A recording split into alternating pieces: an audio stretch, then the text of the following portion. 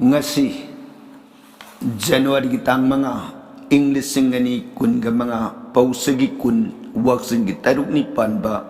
nong mai jing na lakbaga iroi na jaihen ba brahmana puthok saba wahang paukum ki tauram khwai gi damak pu du na laksari ahan bada khwai pu na pu taram taram oksari ngasi gi wahang paukum laukatsari ngasi gi ahan boina laukatsari ba wahang ngasi usarani huidrom takpiu usarani kari karamba wafam aigya isagi ipuroi bagi aina mahut sinduna khurum jabasu yabra haibira u usarani huidrom takpiri ba wafam ase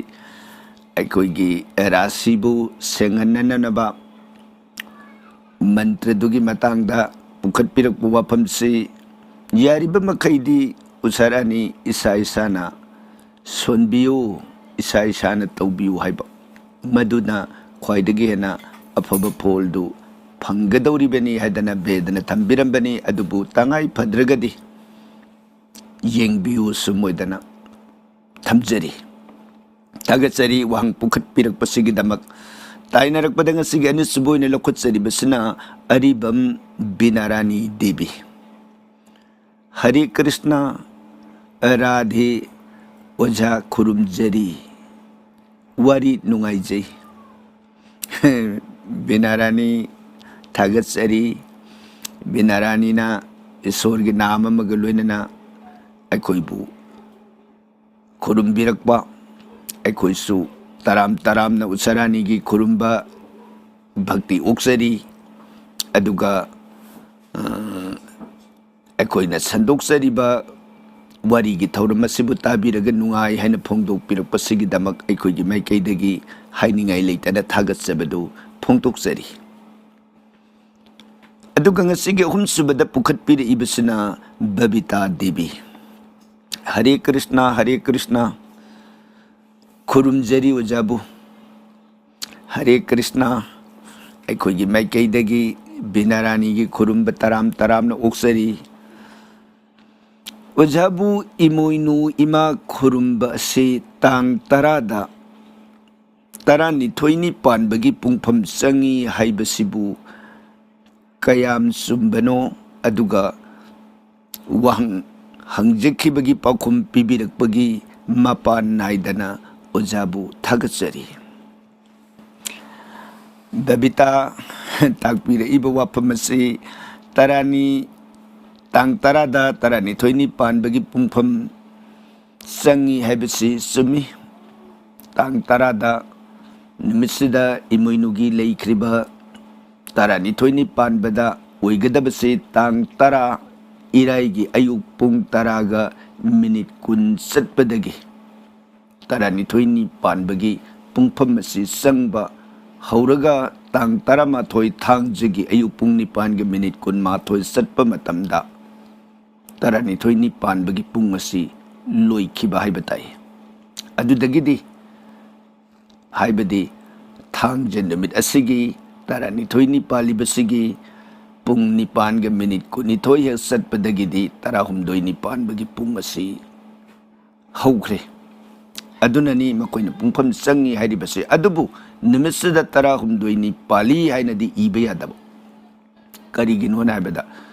tarahumdoi ni pan bagi tabalasi numisida mapung phade man amuk mathangi numit amamuk samnaraga satkidoini aduna animak haiba yabra haibadi tarani thoisu tarahumdoi su pali haibasu yadaba karigino bada tarani thoini pan singarang tang taragi pung adu asomdagi amuk samnaraga lakpa aduna maram oidana numit asi tarani thoini pali haibadi adum haigani thangje numisida aduga mathangi numaijing numitana tarahumdoi ni pali haigani pungi pungphamda numit asi tarani thoini sida tarahumdoi gi pung satkre haibani adubu wafam asida toidongna khangbi ningamgadobasi imoinu puja se magi pungphamduda sumna torokpada tarahumdoi sangkragadi madu puja si kana ruidra haina haining bagi wafam su mali adubu ꯋꯥꯐꯝꯁꯤꯗ ꯑꯩꯈꯣꯏꯅ ꯊꯝꯖꯅꯤꯡꯕꯁꯤ ꯏꯃꯣꯏꯅꯨ ꯄꯨꯖꯥꯁꯤꯒꯤꯗꯤ ꯃꯥꯒꯤ ꯄꯨꯡꯐꯝ ꯍꯥꯏꯕꯁꯤ ꯊꯝꯕꯤꯔꯝꯗꯕ ꯍꯥꯏꯕ ꯇꯥꯔꯦ꯫ ꯑꯍꯜ ꯂꯃꯟꯁꯤꯡꯅ ꯁꯨꯝ ꯍꯥꯏꯅꯕꯗ 12 ꯄꯥꯟꯕ ꯅꯨꯃꯤꯠꯁꯤꯗ ꯏꯃꯣꯏꯅꯨ ꯄꯨꯖꯥ ꯀꯠꯀꯗꯧꯕꯅꯤ ꯍꯥꯏꯕꯁꯤ ꯈꯛ ꯊꯅꯝꯕꯅꯤꯅ ꯃꯥꯒꯤ ꯄꯨꯡꯐꯝꯁꯤꯅ ꯁꯤꯒꯤ ꯃꯇꯝꯗ ꯑꯣꯏꯒꯗꯕꯅꯤ ꯍꯥꯏꯕꯁꯤ ꯇꯥꯛꯇꯕꯅ ꯃꯗꯨ ꯑꯩꯈꯣꯏ ꯆꯞ ꯆꯥꯕ ꯄꯥꯎꯈꯨꯝꯁꯤ ꯄꯤꯖꯕ ꯉꯝꯗ꯭ꯔꯦ꯫ ꯑꯗꯨꯒ ꯇꯣꯉꯥꯟ ꯇꯣꯉꯥꯟꯕ ꯂꯛష్ꯃꯤ ꯄꯨꯖꯥꯒꯨꯝꯕ, ꯒꯅꯦꯁ ꯄꯨꯖꯥꯒꯨꯝꯕ, ꯕꯤꯁꯀꯔꯃ ꯄꯨꯖꯥꯅꯆꯤꯡꯕ ꯑꯇꯣꯞꯄ ꯄꯨꯖꯥꯁꯤꯡꯗꯗꯤ ꯄꯨꯖꯥꯁꯤꯒꯤ ꯇꯥꯏꯃꯤꯡꯁꯤ ꯁꯤꯒꯤ ꯄꯨꯡꯐꯝꯁꯤꯗꯒꯤ ꯍꯧꯔꯒ ꯁꯤꯒꯤ ꯄꯨꯡꯐꯝꯁꯤꯒꯤ ꯃꯅꯨꯡꯗ ꯂꯣꯏꯒꯗꯕꯅꯤ ꯍꯥꯏꯕꯅꯆꯤꯡꯕ ꯌꯥꯝꯅ ꯑꯦꯀꯨꯔꯦꯠ ꯑꯣꯏꯅ ꯇꯥꯛꯄ, ꯑꯗꯨꯕꯨ ꯏꯃꯣꯏꯅු ꯄꯨꯖꯥꯁꯤꯒꯤ ꯃꯔꯝꯗꯗꯤ ꯄꯨꯡꯐꯝꯁꯤ ꯌꯥꯎꯅ ꯊꯝꯕꯤꯔꯝꯗꯕꯅ ꯃꯐꯝꯁꯤꯗ ꯑꯩꯈꯣꯏꯅ ꯊꯝꯖꯕꯗꯨ ꯉꯝꯖꯗ꯭ꯔꯦ꯫ ꯆꯨꯝꯃꯤ, ꯄꯨꯡꯐꯝꯒꯤꯗꯤ ꯊꯥꯡꯖ ꯅꯨꯃꯤꯠꯁꯤꯗ 12ꯅꯤ ꯄꯥꯟꯕꯒꯤ ꯄꯨꯡꯐꯝ ꯃꯊꯛꯇ ꯊꯝꯖꯈꯤꯕ ꯄꯨꯡꯐꯝꯁꯤ ꯑꯣꯏꯅ ꯆꯪꯁꯤꯜꯂꯤ ꯍꯥꯏꯕꯗꯨꯗꯤ ꯆꯨꯝꯃꯤ ꯍꯥꯏꯅ ꯄꯥꯎꯈꯨꯝꯁꯤ ꯊꯝꯖꯔꯤ꯫ ꯑꯗꯨꯒ ꯉꯁꯤꯒꯤ ꯃꯔꯤꯁꯨꯕꯗ ꯑꯃꯨꯛ ꯊꯝꯕꯤꯔꯛꯂꯤꯕꯁꯤ ꯊꯥꯒꯠ ꯋꯥꯍꯩꯅꯤ꯫ ꯔꯥꯅꯤ ꯒꯪꯒꯥ ꯊꯥꯒꯠꯆꯔꯤ ꯊꯥꯒꯠꯆꯔꯤ ꯔꯥꯅꯤ ꯒꯪꯒꯥ, ꯑꯩꯈꯣꯏꯕꯨ ꯇꯔꯥꯝꯅ ꯊꯥꯒꯠꯄꯤꯔꯛꯄ ꯑꯩꯈꯣꯏꯒꯤ ꯃꯥꯏꯀꯩꯗꯒꯤꯁꯨ ꯊꯥꯒꯠꯆꯕꯒ ꯂꯣꯏꯅꯅ ꯁ꯭ꯔꯤ ꯚꯒꯋꯥꯟꯒꯤ ꯆꯔꯣꯟꯗ ꯔꯥꯅꯤ ꯒꯪꯒꯥꯒꯤ ꯃꯇꯝ ꯆꯨꯞꯄꯗ ꯁ꯭ꯔꯤ ꯚꯒꯋꯥꯟꯅ ꯊꯧꯖꯥꯟꯕꯤꯕ ꯑꯣꯏꯁꯅꯨ ꯍꯥꯏꯕ ꯋꯥꯐꯝꯁꯤꯃꯇꯪ ꯚꯒꯋꯥꯟꯒꯤ ꯆꯔꯣꯟꯗ ꯊꯧꯅꯤꯖꯔꯤ꯫ ꯑꯗꯨꯒ ꯉꯁꯤꯒꯤ 5ꯁꯨꯕꯗ ꯑꯃꯨꯛ ꯂꯧꯈꯠꯆꯔꯤꯕ ꯋꯥꯍꯪ ꯑꯁꯤꯅ ꯊꯝꯕꯥꯜ ꯇꯣꯝꯕꯤ ꯂꯥꯏꯁ꯭ꯔꯝ, ꯇꯥꯛꯄꯤꯌꯨ ꯊꯝꯕꯥꯜ ꯇꯣꯝꯕꯤ ꯀꯔꯝꯕ ꯋꯥꯐꯝ? ꯑꯩꯒ ꯋꯥꯔꯤ ꯌꯥꯝ ꯅꯨꯡꯉꯥꯏꯖꯩ, ꯈꯨꯔꯨꯝꯖꯔꯤ, ꯊꯥꯒꯠꯆꯔꯤ, ꯋꯥꯔꯤ ꯅꯨꯡꯉꯥꯏꯕꯤ ꯍꯥꯏꯅ ꯇꯥꯛꯄꯤꯔꯛꯄ, ꯂꯣꯏꯅꯅ ꯑꯩꯈꯣꯏꯕꯨ ꯈꯨꯔꯨꯝꯕꯤꯔꯛꯄ ꯇꯔꯥꯝꯅ ꯑꯣꯛꯆꯔꯤ꯫ ꯌꯥꯝ ꯂꯨꯏ ꯈꯪꯗꯕ ꯑꯩꯈꯣꯏꯗꯗꯤ ꯑꯩꯒ ꯏꯔꯒ ꯊꯝꯖꯒꯦ꯫ ꯊꯝꯕꯥꯜ ꯇꯣꯝꯕꯤꯅ ꯇꯥꯛꯄꯤꯔꯛꯂꯤꯕꯁꯤ ꯔꯥశꯤꯒꯤ ꯃꯪꯒꯣꯜ ꯐꯪꯅꯅꯕ, ꯑꯇꯩ ꯒ꯭ꯔꯍ ꯗꯁꯥꯁꯤꯡ ꯂꯥꯛꯄꯗꯒꯤ ꯉꯥꯛꯊꯣꯛꯆꯕ ꯌꯥꯅꯅꯕ ꯊꯥꯒꯠꯆꯈꯤꯕ ꯄꯣꯁ ꯑꯗꯨꯕꯨ ꯇꯥꯕꯤꯔꯕ ꯃꯇꯨꯡꯗ ꯄꯨꯈꯠꯄꯤꯔꯛꯄ ꯃꯥꯜꯂꯤ꯫ ꯍꯣꯏ, ꯃꯗꯨ ꯈꯪꯗꯕꯗꯒꯤ ꯄꯥꯕꯗꯨ ꯌꯥꯔꯤꯕ ꯃꯈꯩꯗꯤ ꯆꯤꯟꯐꯥ ꯄꯨꯊꯣꯛꯄꯤꯔꯒ ꯃꯗꯨ ꯅꯤꯇꯤꯒꯤ ꯁꯣꯟꯖꯕꯗꯨ ꯃꯗꯨꯅꯤ ꯈ꯭ꯋꯥꯏꯗꯒꯤ ꯍꯦꯟꯅ ꯐꯔꯤꯕꯗꯤ꯫ ꯑꯗꯨꯕꯨ ꯆꯤꯟꯐꯥ ꯄꯨꯕꯗꯨ ꯉꯝꯃꯔꯣꯏ ꯍꯥꯏꯅ ꯍꯥꯏꯔꯒꯗꯤ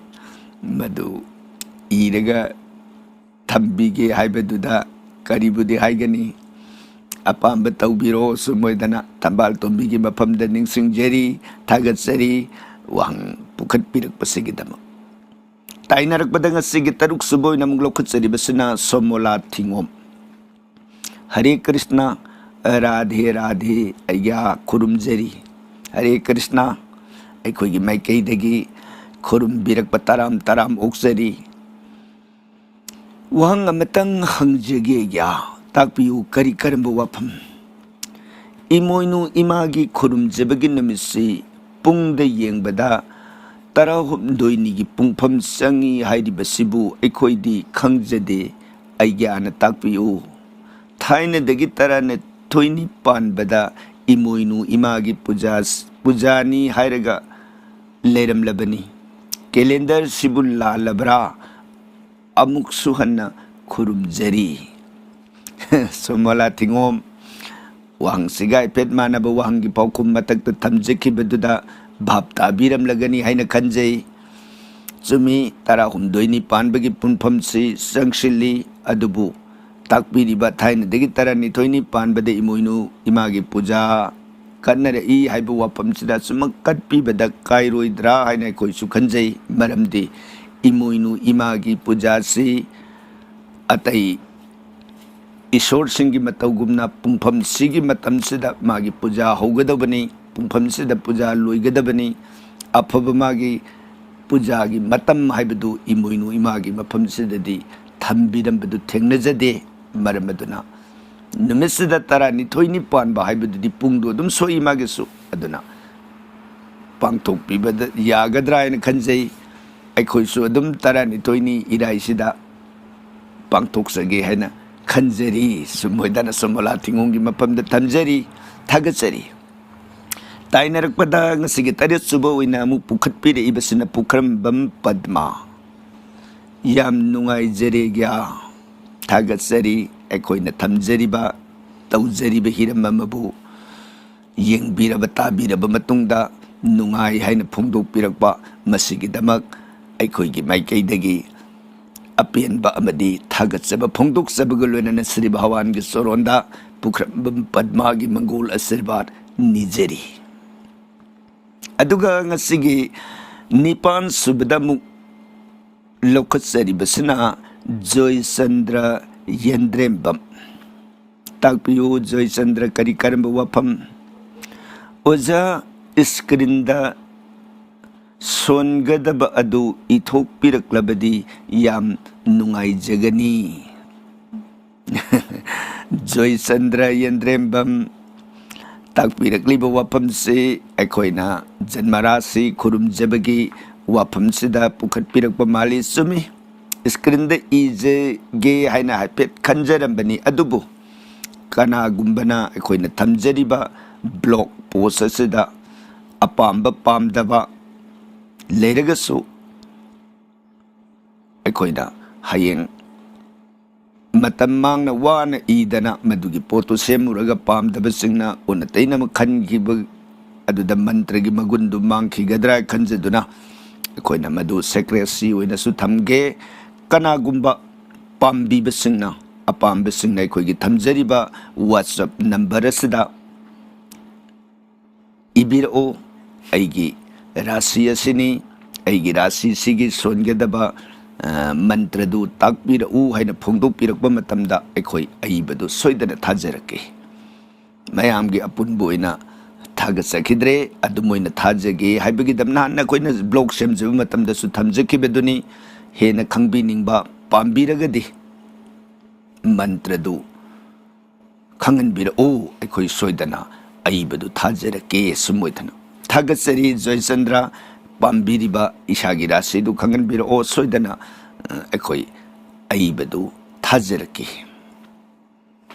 ꯑꯗꯨꯒ ꯉꯁꯤꯒꯤ ꯃꯥꯄꯟ ꯁꯨꯕꯗ ꯑꯃꯨꯛ ꯂꯧꯈꯠꯆꯔꯤꯕꯁꯤꯅ ꯗꯤꯄꯛ ꯌꯨꯝꯅꯥꯝ ꯕ꯭ꯔꯤꯁꯤꯛ ꯔꯥశꯤꯒꯤ ꯋꯥꯠꯄ ꯃꯥꯜꯂꯦ ꯄꯥꯕꯨꯡ ꯗꯤꯄꯛ ꯌꯨꯝꯅꯥꯝ ꯕ꯭ꯔꯤꯁꯤꯛ ꯔꯥశꯤꯒꯤ ꯋꯥꯠꯄ ꯃꯥꯜꯂꯦ ꯍꯥꯏꯅ ꯇꯥꯛꯄꯤꯔꯛꯂꯤꯕꯁꯤ ꯑꯩꯈꯣꯏꯒꯤ ꯃꯥꯏꯀꯩꯗꯒꯤꯗꯤ ꯋꯥꯠꯈꯤꯗꯕ꯭ꯔꯥ ꯍꯥꯏꯅ ꯈꯟꯖꯩ ꯑꯗꯨꯕꯨ ꯕ꯭ꯔꯤꯁꯤꯛ ꯔꯥశꯤꯒꯤ ꯋꯥꯠꯂꯦ ꯍꯥꯏꯅꯕꯨ ꯈꯟꯕꯤꯔꯕꯁꯨ ꯃꯄꯥꯗꯨ ꯑꯃꯨꯛꯀ ꯍꯟꯅ ꯑꯩꯈꯣꯏ ꯊꯝꯖꯒꯦ ꯕ꯭ꯔꯤꯁꯤꯛ ꯔꯥశꯤꯒꯤ ꯑꯣꯏꯅ ꯄꯤꯔꯤꯕ ꯖꯟꯃꯔꯥꯁꯤ ꯈꯨꯔꯨꯝꯖꯅꯅꯕ ꯃꯟꯇ꯭ꯔꯁꯤ ꯑꯣꯝ ꯑꯩꯡ ꯀ꯭ꯂꯤꯡ ꯁꯧꯍ ओम नारायणाय सूरसिंहाय नमः हाइरिबा मंत्रसिनी अमुका हन तमजगे ओम ऐं क्लीं सौः ओम नारायणाय सूरसिंहाय नमः हाइरिबा मंत्रसिनी थागत्सरी अखोइगी थमजखिबा हिरम अमदबु यामना पामना इसागे राशि ओइबिरमगदा हाइना खंजै वृश्चिक राशि सिगी ओइना वाले हाइना क्लाकपिरिबसे हौजिक मपादुगी मंत्र थमजरे सोइदना पेनबिरगनी हाइना अखोइना आशा थमजरी थागत्सरी दीपक Yumnam ताइनरकपदा ngasi tara subu ina muk lokhatsaribasina babita devi ojabu lapna khurumjari aikoisu lapna khurumba oksari takpiyu kari karamba wafam babita wahang amatang hangjage takpiyu kari karamba wafamno iraga tharakba yagadra babita na takpiraklibase aikoigi rasibu khurumjabagi mantragi matang si iraga thabirakpa yagadra sini kari yadadagi hujikta mathakta Deepak Yumnamda thamjakhiba mathakta Joychandra thamjakhiba adugumna ishagi pambiriba ishagi rasi adu kanganbirao matamduda rasi adugi oina khoi madugi sonjagadaba mantra du soidana adungi WhatsApp ta kanganjarake thagatsari ताइनरकपदा ngasi taraga mathoi subu oina lokhatsaribasina likla yumnam pabung yam nungaijari thagatsari likla aikoigi tawjari hiram sibu tabiraba yengbiraba matungda ꯅꯨꯡꯉꯥꯏꯕ ꯑꯄꯦꯟꯕ ꯐꯣꯡꯗꯣꯛꯄꯤꯔꯛꯄꯁꯤꯒꯤꯗꯃꯛ ꯑꯩꯈꯣꯏꯒꯤ ꯃꯥꯏꯀꯩꯗꯒꯤꯁꯨ ꯑꯄꯦꯟꯕ ꯐꯣꯡꯗꯣꯛꯆꯕꯒ ꯂꯣꯏꯅꯅ ꯁ꯭ꯔꯤ ꯚꯒꯋꯥꯟꯒꯤ ꯆꯣꯔꯣꯟꯗ ꯂꯤꯛꯂꯥ ꯌꯨꯝꯅꯥꯝꯒꯤ ꯃꯪꯒꯣꯜ ꯑꯁꯤꯔꯕꯥꯗ ꯑꯗꯣ ꯅꯤꯖꯔꯤ꯫ ꯇꯥꯏꯅꯔꯛꯄꯗ ꯉꯁꯤꯒꯤ 12 ꯁꯨꯕꯗ ꯂꯧꯈꯠꯆꯔꯤꯕ ꯋꯥꯍꯪ ꯑꯁꯤꯅ ꯍꯨꯏꯗ꯭ꯔꯣꯝ ꯁ꯭ꯌꯥꯝꯆꯥꯟ ꯃꯩꯇꯩ ꯑꯁꯤ ꯇꯥꯔꯝꯕ ꯃꯤꯗꯤ ꯂꯣꯏꯅ ꯁꯤꯈ꯭ꯔꯦ ꯑꯍꯜ ꯑꯣꯏꯔꯛꯇꯅ꯫ ꯍꯨꯏꯗ꯭ꯔꯣꯝ ꯁ꯭ꯌꯥꯝꯆꯥꯟ ꯃꯩꯇꯩ ꯍꯣꯏ ꯇꯥꯛꯄꯤꯔꯤꯕꯁꯤ ꯖꯒꯠꯁꯤ ꯍꯤꯡꯍꯧꯒꯗꯕ ꯖꯤꯕ ꯀꯅꯥꯁꯨ ꯂꯩꯇꯦ, ꯂꯩꯔꯝꯕ ꯆꯠꯈꯤꯕ ꯉꯥꯛꯇꯅꯤ꯫ ꯑꯗꯨꯕꯨ ꯍꯧꯖꯤꯛ ꯇꯥꯕꯤꯕ ꯃꯤ ꯈꯔꯁꯨ ꯑꯗꯨꯝ ꯂꯩꯔꯤ꯫ ꯑꯗꯨꯅ ꯑꯩꯈꯣꯏꯅ ꯊꯝꯖꯔꯤꯕꯁꯤ ꯃꯁꯤ ꯃꯤꯌꯥꯝ ꯇꯥꯕꯤꯕ ꯇꯥꯕꯤꯗꯕ ꯄꯥꯝꯖꯕꯁꯤꯡꯒꯤ ꯇꯥꯖꯁꯅꯨ, ꯄꯥꯝꯕꯤꯗꯕꯁꯤꯡꯒꯤꯗꯤ ꯀꯔꯤ ꯍꯥꯏꯔꯨꯅꯤꯉꯥꯏ ꯂꯩ꯫ ꯑꯗꯨꯝ ꯑꯣꯏꯅ ꯆꯝꯅ ꯊꯝꯖꯕ ꯑꯗꯨꯒꯨꯝꯕ ꯊꯧꯔꯝ ꯑꯃꯅꯤ꯫ ꯊꯥꯒꯠꯆꯔꯤ ꯁ꯭ꯌꯥꯝꯆꯥꯟ, ꯑꯩꯈꯣꯏꯒꯤ ꯊꯧꯔꯝ ꯑꯁꯤꯕꯨ ꯇꯥꯕꯤꯔꯕ ꯃꯇꯨꯡꯗ ꯇꯥꯕꯤꯔꯝꯕ ꯃꯤ ꯑꯍꯟ ꯑꯣꯏꯔꯛꯇꯅ ꯂꯩꯈꯤꯗ꯭ꯔꯦ ꯍꯥꯏꯕ ꯋꯥꯐꯝꯁꯤ ꯇꯥꯛꯄꯤꯔꯛꯄꯁꯤꯒꯤꯗꯃꯛ ꯊꯥꯒꯠꯆꯔꯤ꯫ ꯇꯥꯏꯅꯔꯛꯄꯗ ꯉꯁꯤꯒꯤ 18 ꯁꯨꯕꯗ ꯑꯃꯨꯛ ꯄꯨꯈꯠꯄꯤꯔꯛꯏꯕꯁꯤꯅ ꯃꯥꯏꯕꯝ ꯍꯦꯔꯣꯖꯤꯠ꯫ ꯇꯥꯛꯄꯤꯌꯨ ꯍꯦꯔꯣꯖꯤꯠ ꯀꯔꯤ ꯀꯔꯝꯕ ꯋꯥꯐꯝ? ꯍꯔꯦ ꯀ꯭ꯔꯤꯁꯅ, ꯈꯨꯔꯨꯝꯖꯔꯤ ꯍꯔꯦ ꯀ꯭ꯔꯤꯁꯅ ꯑꯣꯖꯥ ꯈꯨꯔꯨꯝꯖꯔꯤ꯫ 204 ꯁꯨꯕ ꯔꯥꯃꯥꯌꯟ ꯋꯥꯔꯤꯁꯤ ꯇꯥꯖꯕꯗ ꯋꯥꯍꯪ ꯑꯃ ꯄꯨꯛꯅꯤꯡꯗ ꯐꯥꯎꯖꯔꯛꯏ꯫ ꯇꯥꯛꯄꯤꯌꯨ ꯍꯦꯔꯣꯖꯤꯠ ꯀꯔꯤ ꯀꯔꯝꯕ ꯋꯥꯍꯪ ꯐꯥꯎꯕꯤꯔꯛꯄꯒꯦ ꯇꯥꯛꯄꯤꯌꯨ꯫ ꯋꯥꯍꯪꯗꯤ ꯕ꯭ꯔꯍ꯭ꯃꯥꯅ ꯏꯟꯗ꯭ꯔꯗ ꯍꯥꯏꯈꯤꯕ ꯄ꯭ꯔꯇꯤꯀꯥꯔ ꯇꯧꯔꯕꯁꯨ ꯀꯔꯃ ꯃꯍꯩ ꯂꯦꯝꯅ ꯃꯥꯡꯗꯦ, ꯑꯋꯥꯕ ꯈꯔ ꯍꯟꯊꯍꯟꯕꯒꯤ ꯋꯥꯅꯤ, ꯁꯣꯏꯗꯅ ꯃꯍꯩꯗꯤ ꯐꯪꯗꯕ ꯌꯥꯗꯦ꯫ ꯃꯤꯑꯣꯏꯕ ꯃꯄꯣꯛ ꯖꯟꯃ ꯀꯣꯁꯇꯤꯗ ꯆꯍꯤ 90, ꯆꯍꯤ 60, ꯆꯍꯤ 40ꯒꯤ ꯂꯥꯡꯐꯝꯗ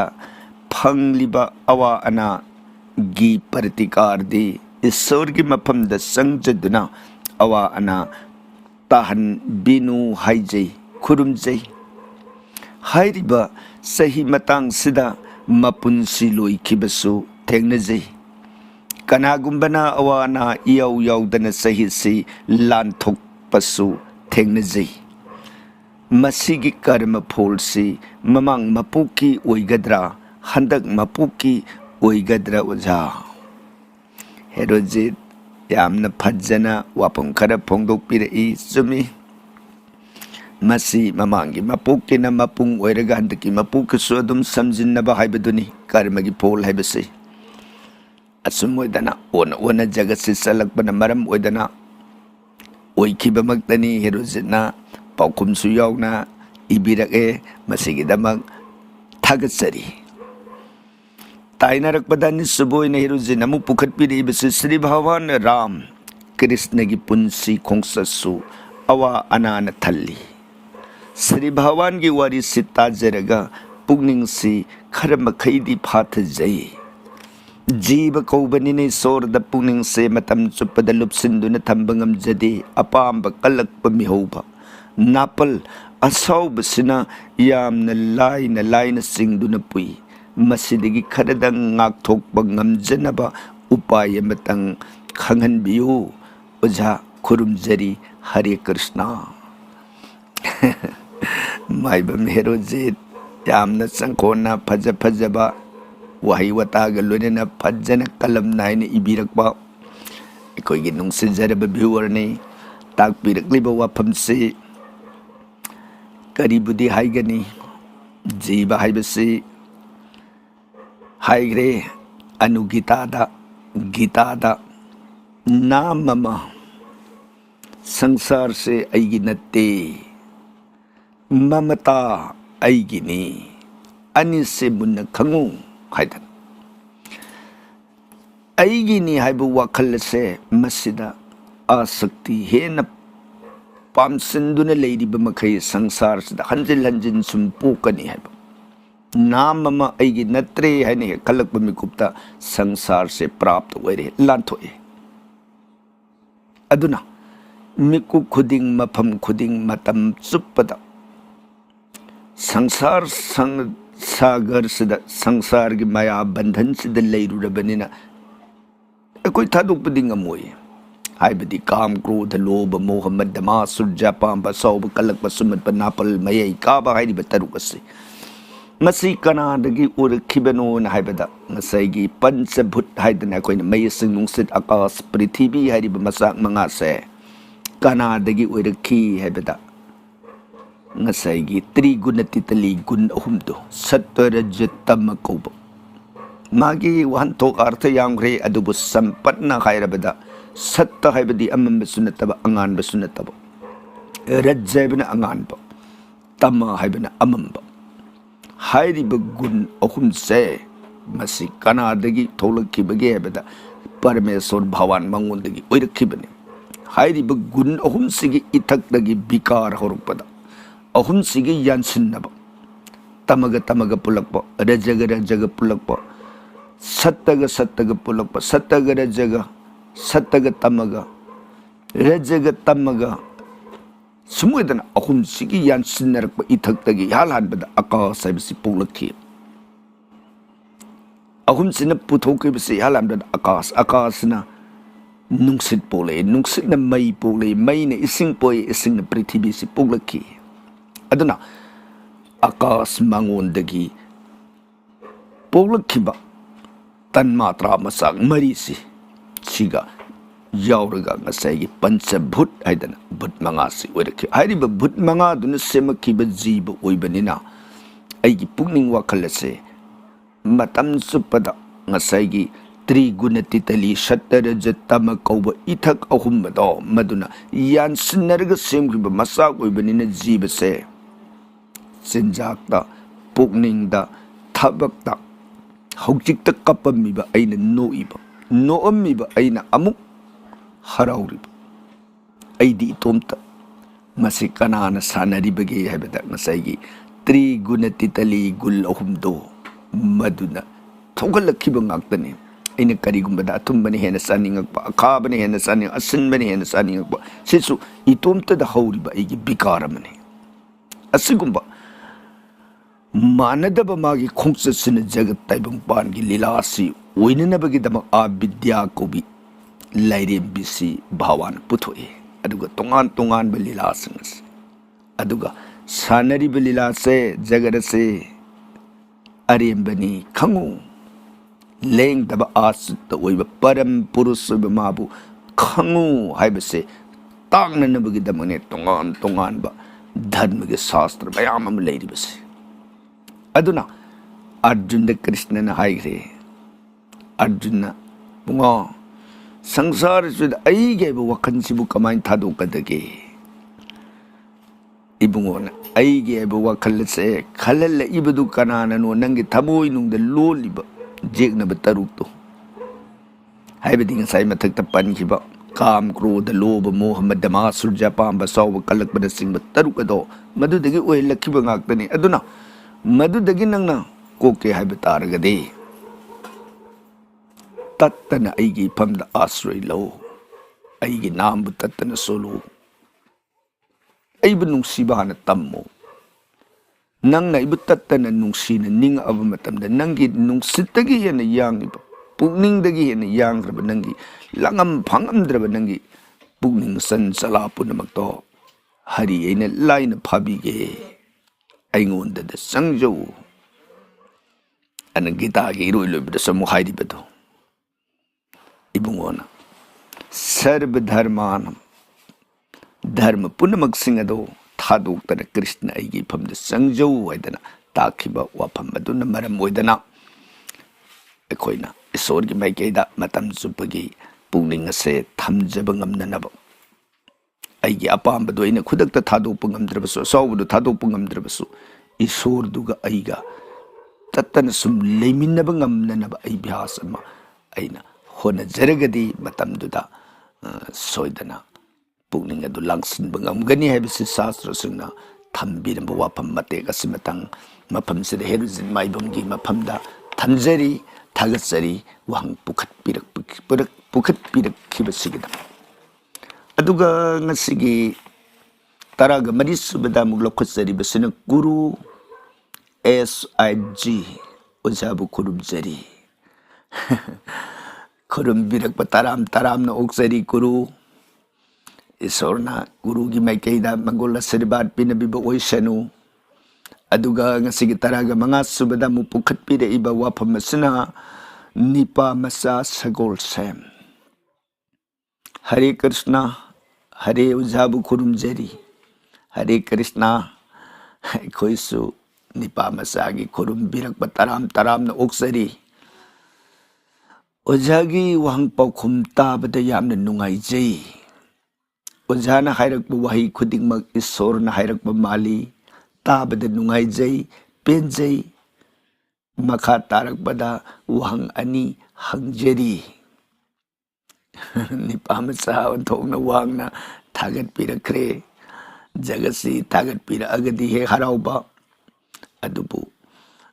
ꯅꯤꯄꯥ ꯃꯆꯥꯅ ꯀꯥ ꯍꯦꯟꯅ ꯁꯨꯝ ꯑꯣꯏꯅ ꯑꯩꯈꯣꯏꯕꯨ ꯄꯪꯊꯥꯒꯠꯄ ꯍꯥꯏꯕꯁꯤꯁꯨ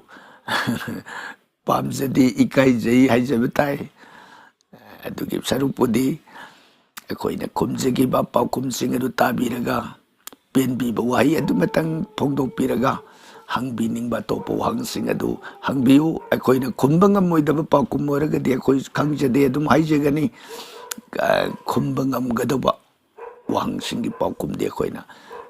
ꯃꯤꯠ ꯅꯥꯀꯣꯡ ꯄꯨꯟꯅ ꯑꯣꯏꯃꯤꯟꯅꯕ ꯌꯥꯒꯗ꯭ꯔꯥ ꯈꯟꯖꯗꯨꯅ ꯈꯨꯝꯖꯕ ꯈꯛꯇꯅꯤ꯫ ꯇꯥꯛꯄꯤꯌꯨ ꯀꯔꯝꯕ ꯋꯥꯐꯝ? ꯃꯗꯨꯗꯤ ꯂꯝꯕꯣꯏꯕꯒ ꯀꯤꯔꯥ ꯊꯥꯡꯕꯒ ꯈꯦꯟꯅꯕꯗꯨ ꯁꯨꯒꯥꯏꯅ ꯇꯥꯛꯄꯤꯔꯛꯎ꯫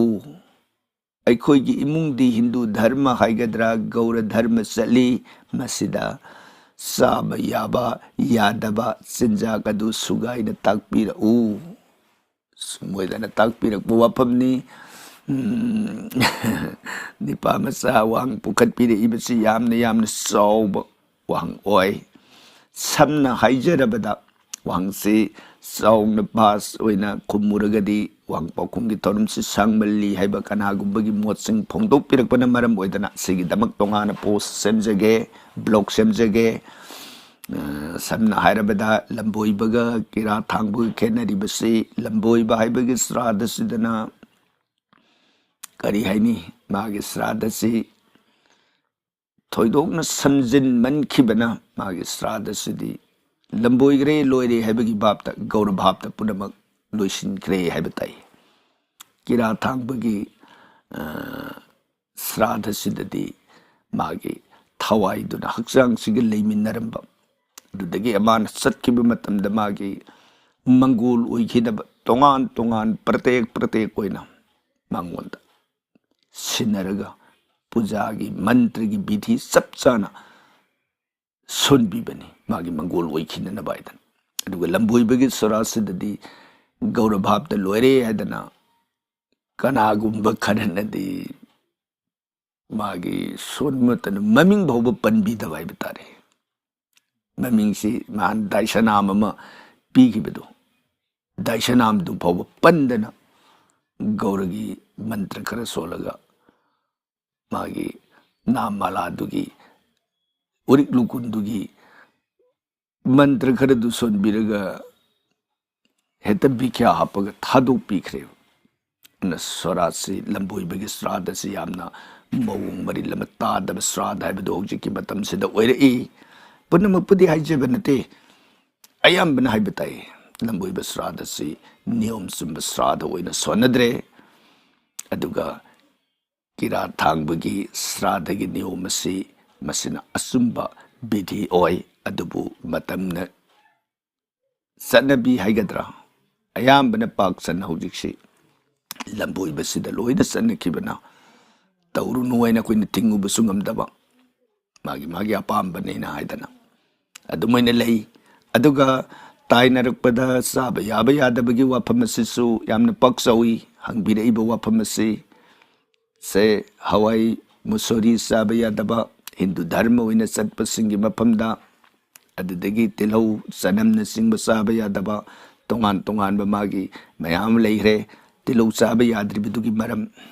ꯆꯅꯝ ꯆꯥꯕ ꯌꯥꯗ꯭ꯔꯤꯕꯗꯨꯒꯤ ꯃꯔꯝ ꯍꯋꯥꯏ ꯃꯨꯁꯨꯔꯤ ꯆꯥꯕ ꯌꯥꯗ꯭ꯔꯤꯕꯗꯨꯒꯤ ꯃꯔꯝ ꯍꯥꯏꯕꯅꯆꯤꯡꯕ ꯄꯥꯛ ꯆꯥꯎꯅ ꯆꯥꯎꯅ ꯂꯩꯕꯅꯤꯅ ꯃꯐꯝꯁꯤꯗ ꯄꯥꯎꯈꯨꯝꯗꯨ ꯁꯨꯒꯥꯏꯅ ꯄꯤꯕꯗꯤ ꯃꯐꯝ ꯆꯥꯗ꯭ꯔꯦ ꯑꯁꯨꯝ ꯑꯣꯏꯗꯅ ꯅꯤꯄꯥ ꯃꯆꯥ ꯁꯒꯣꯜꯁꯤꯡꯒꯤ ꯃꯐꯝꯗ ꯊꯝꯖꯔꯤ ꯊꯥꯒꯠꯆꯔꯤ ꯑꯗꯨꯒ ꯉꯁꯤꯒꯤ 13 ꯁꯨꯕ ꯑꯣꯏꯅ ꯄꯨꯈꯠꯄꯤꯔꯛꯏꯕ ꯋꯥꯐꯝ ꯑꯁꯤꯅ ꯀꯥꯡꯉꯕꯝ ꯔꯣꯃꯤꯌꯣ ꯀ꯭ꯋꯥꯀꯩꯊꯦꯜ ꯔꯣꯃꯤꯌꯣꯅ ꯄꯨꯈꯠꯄꯤꯔꯛꯏꯕꯁꯤ WhatsApp ꯚꯣꯏꯁ ꯃꯦꯁꯦꯟꯖꯔꯒꯤ ꯈꯨꯠꯊꯥꯡꯗ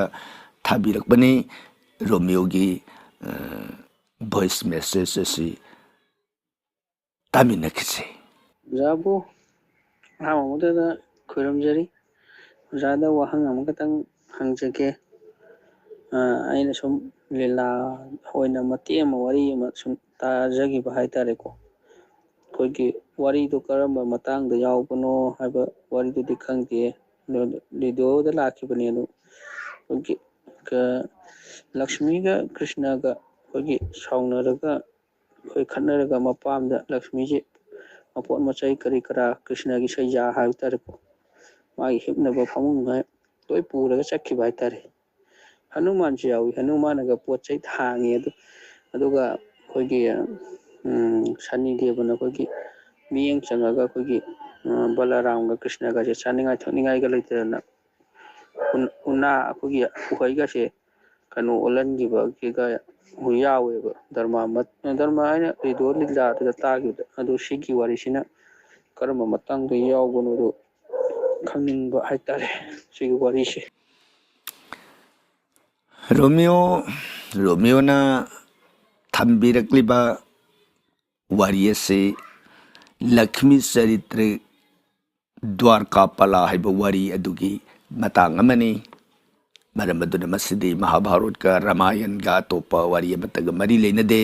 ꯃꯁꯤꯗꯤ ꯂꯛ꯭ష్ꯃꯤ ꯆꯔꯤꯠꯀꯤ ꯋꯥꯔꯤꯗ ꯌꯥꯎꯕ ꯑꯗꯨꯒꯨꯝꯕ ꯇꯥꯡꯀꯛ ꯑꯃꯅꯤ ꯁꯨꯝ ꯑꯣꯏꯗꯅ ꯔꯣꯃꯤꯌꯣꯒꯤ ꯄꯥꯎꯈꯨꯝ ꯊꯝꯖꯔꯤ ꯊꯥꯒꯠꯆꯔꯤ ꯇꯥꯏꯅꯔꯛꯄꯗ ꯉꯁꯤꯒꯤ 13 ꯁꯨꯕꯗ ꯂꯧꯈꯠꯆꯔꯤꯕꯁꯤꯅ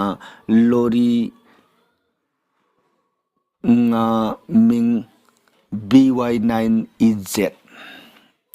ꯑꯩꯒ꯭ꯌꯥꯕꯨ ꯈꯨꯔꯨꯝꯖꯔꯤ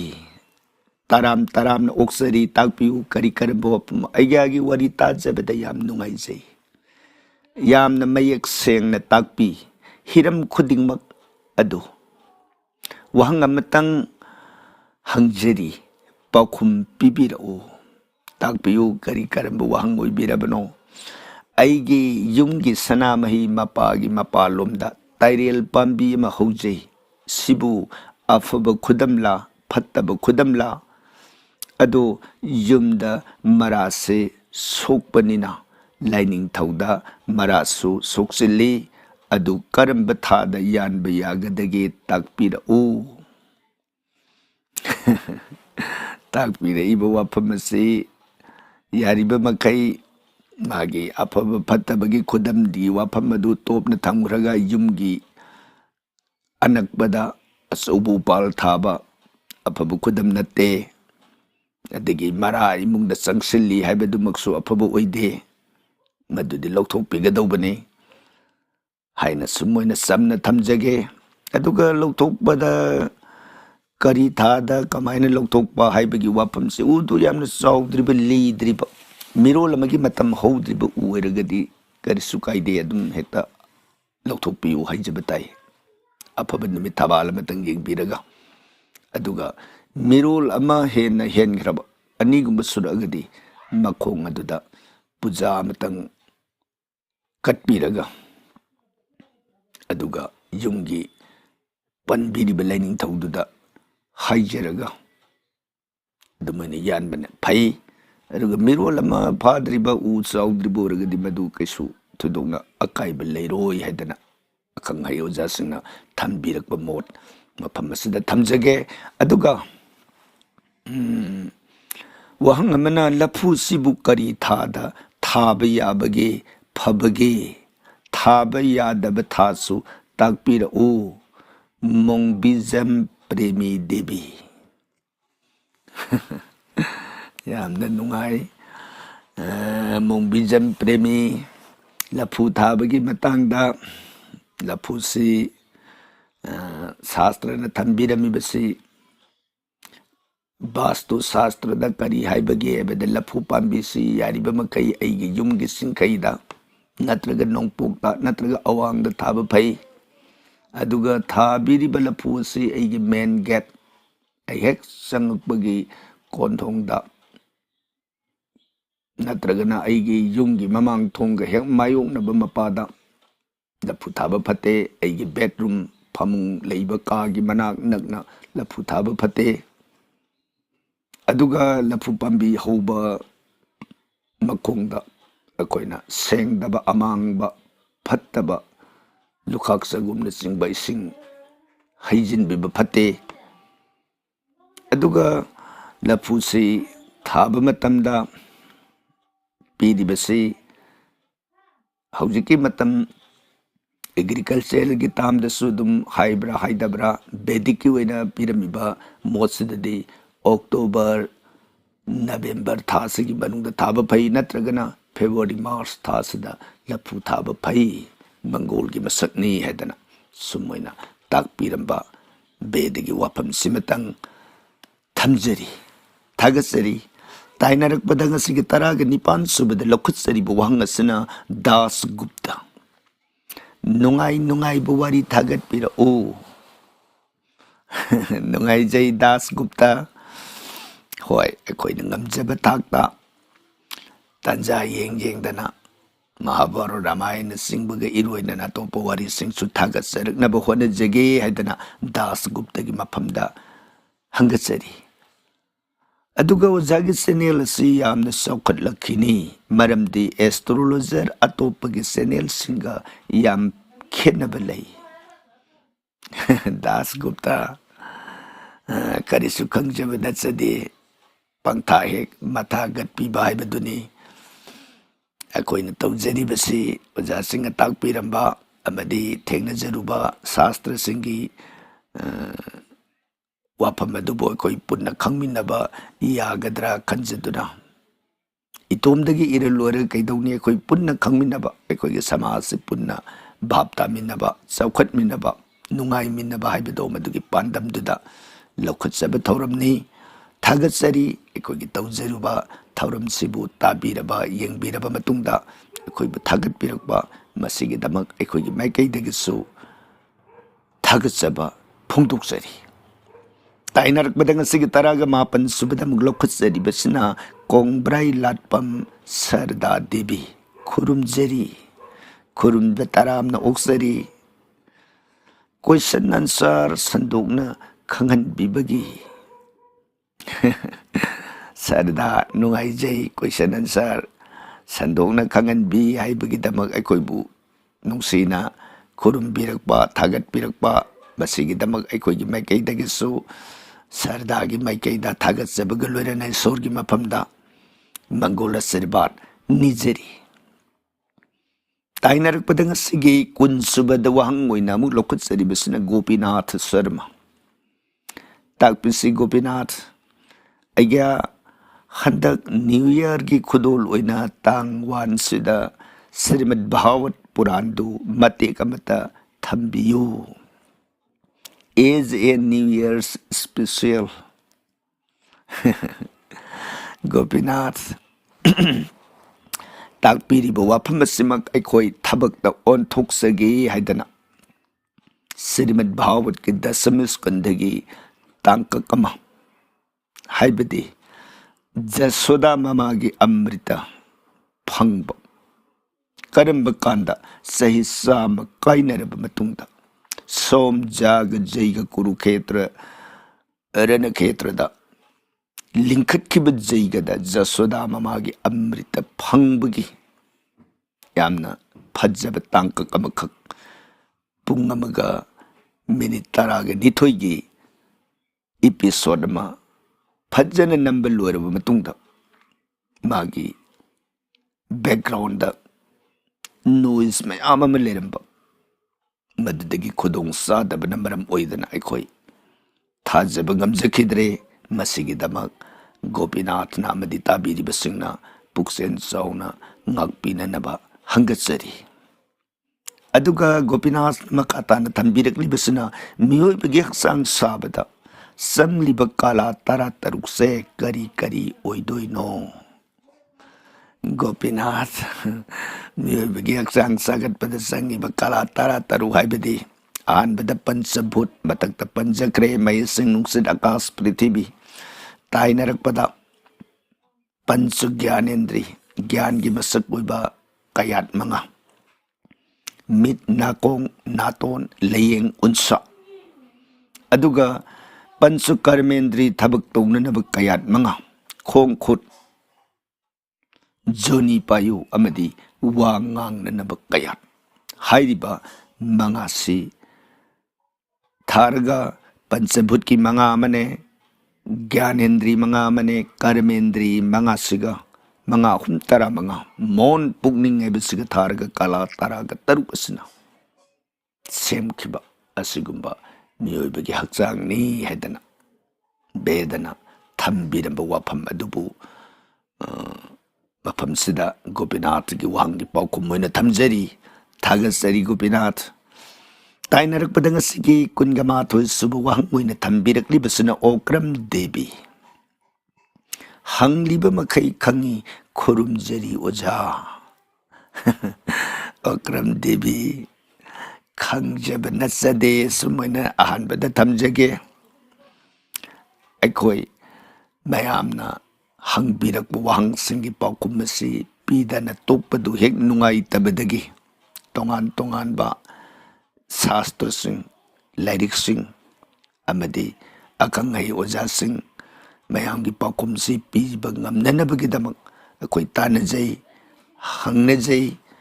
aduga akhoi punna khangminnabagi pandamsida puthoksariba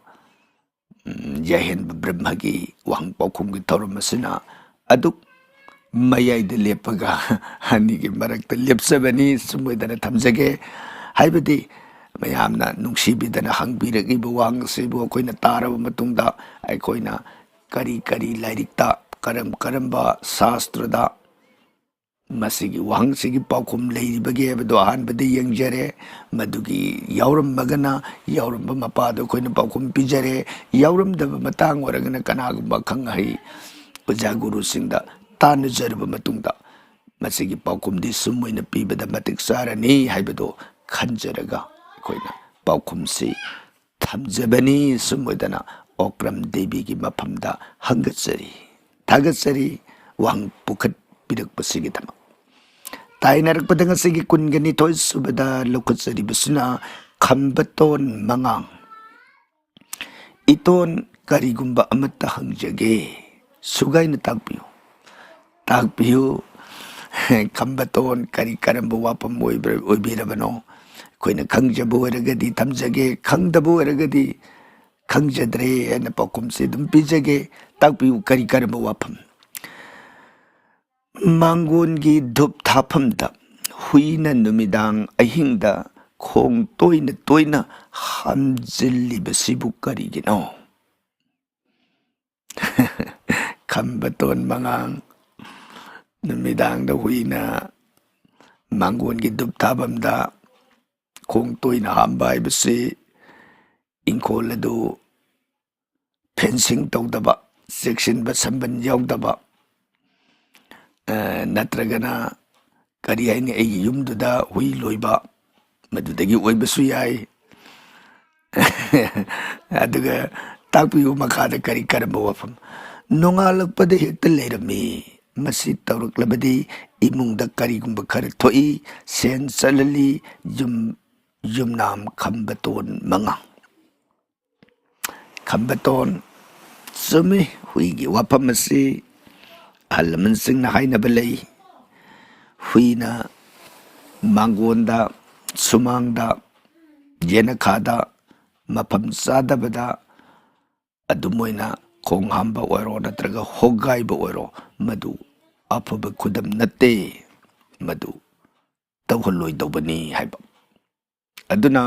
mapungoina wafam asida gurujon singna thambiribasi yum madugi sordo haibadi yumdugi sanamai laining dau yumduda ꯑꯁꯧꯕ ꯄꯦꯟꯗꯕ ꯌꯥꯅꯤꯡꯗꯕ ꯃꯑꯣꯡ ꯈꯔ ꯃꯥꯅ ꯎꯠꯂꯤ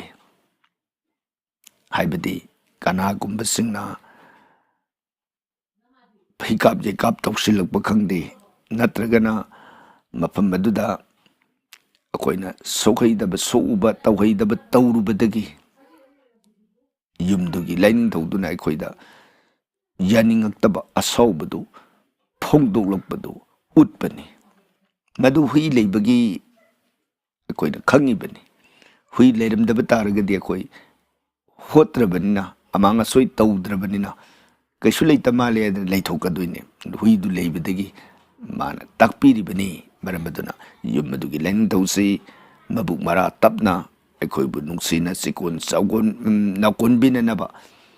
ꯃꯐꯝꯗ ꯅꯨꯡꯁꯤꯅ ꯄꯨꯖꯥ ꯀꯠꯆꯕ ꯁꯦꯕꯥ ꯇꯧꯖꯕ ꯍꯥꯏꯔꯤꯕꯁꯤꯡ ꯑꯁꯤ ꯊꯣꯏꯗꯣꯛꯅ ꯐꯩ